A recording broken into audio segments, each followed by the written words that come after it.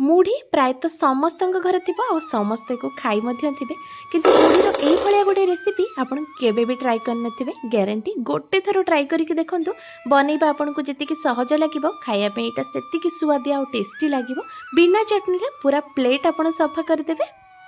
एको बनैया पे आगो इठी गोटे बड़ साइज रो बाउल रे दुई बड़ बाउल मु इठी मुढ़ी नउची मुढ़ीर क्वांटिटी आपन जतिकि मात्रा रे बनैया पे चाहुचंते से अनुसार कम आ बेसी करि परिबे। एबे मुढ़ी रे आमे गोटे बड़ बाउल पानी देई दबा आ तापरे मुढ़ी को भल कि धोई नबा। मुढ़ी रे जेहेतु मिल रु आसुची हल्का हल्का गुंड टाइप रो व्हाइट कलर रही जाई थे ताको बाहर करिया पे मुढ़ी को आगे धोई नबा आ तापरे पानी को बाहर कर नबा। एठी मुढ़ी हमर पूरा नरम हो जाई छे तापरे मु गोटे ग्राइंडिंग जार नउची आ से धोई के रखितबा मुढ़ी को से ग्राइंडिंग जार रे देई दबा आ भल कि एको गोटे पेस्ट बनै नबा।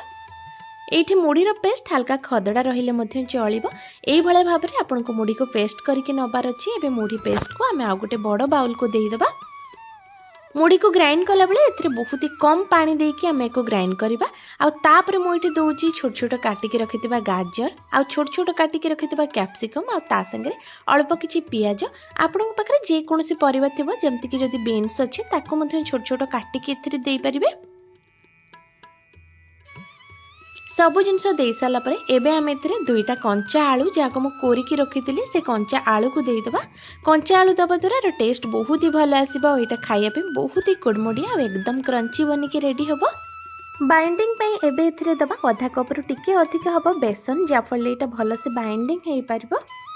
स्वाद अनुसार गोटे छोट चामच मुझे हलदी गुंड दउची आ सेई छोट चामच रे दुई छोट चामच एठी आमे लूण देदबा। यार टेस्ट को आहुरी बढ़ाई मुझे गोटे बड़ चामच धला राशि दूची राशि देला पर देखिए यार टेस्ट आहुरी भल आसो। एबे सब जिनस को भल कि मिक्स करनबा। राशि जदि आपन पाखे अच्छी निहाती गोटे थर ऐड करके देखंतु यार टेस्ट पूरा पूरी डबल हो खाया बहुत ही टेस्टी लगे।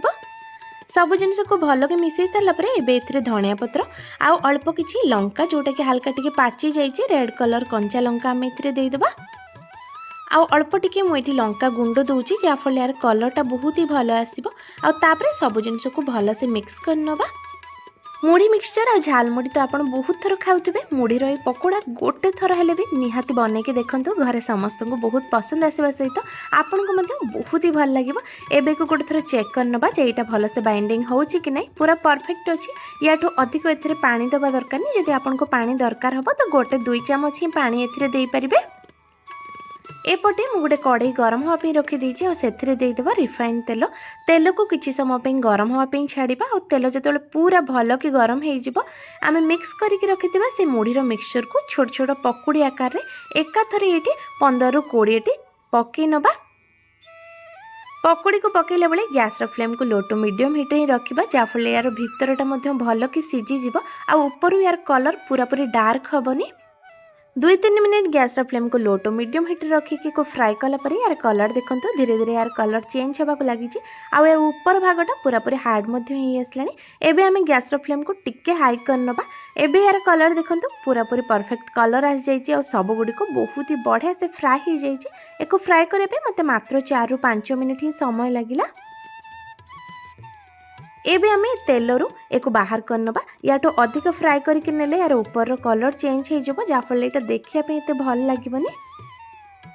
गरम गरम एको आपण जे कोनसी चटनी सहित सर्व करके देखिबे आपन को बहुत ही स्वाद लागिबो। जदि चाहिबे आपण एको खाली मध्यम खाइ पाए। सब गुडी को गोटे प्लेट को बाहर करनो छै और ता संगे आमे गरम गरम 2-3टा भजा लंका मध्यम एटी सर्व करनबा। गोटे थर हेले भी घरे को निहाती भाव ट्राई करेंगे। मत रेसिपी किपर लगिला कमेंट बॉक्स रे निहाती जनइबे।